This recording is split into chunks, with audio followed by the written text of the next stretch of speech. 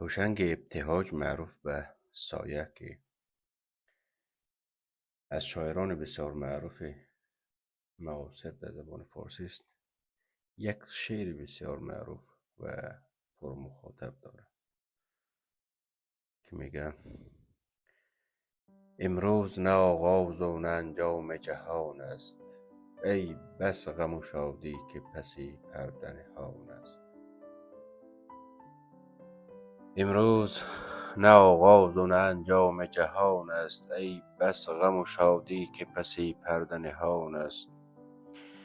گر مرد رهی غم مخور از دوری و دیری، دانی که رسیدن هنری گام زمان است.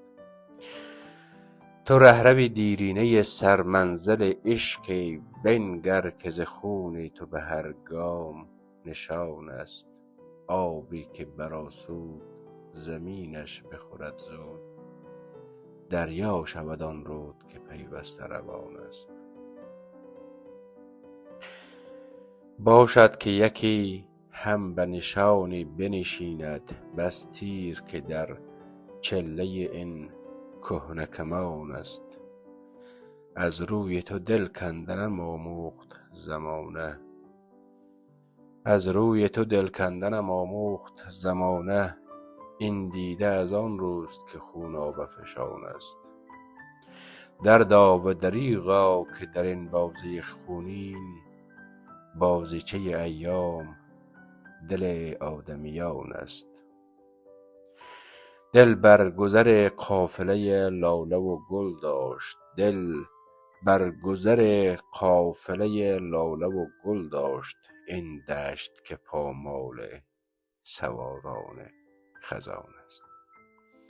روزی که بجنبد نفس باد بهاری، بینی که گل و سبزه کران تا به کران است.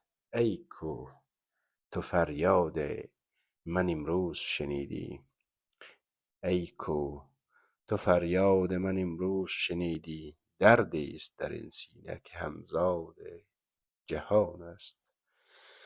از داد و وداد آن همه گفتند و نکردند، یا رب چقدر فاصله دست و زبان است. خون می چکد از دیده در این کنج صبوری، این صبر که من می کنم افشردن جان است. از راه مرو سایه که آن گوهر مقصود، گنجی است که اندر قدمی راه روان است.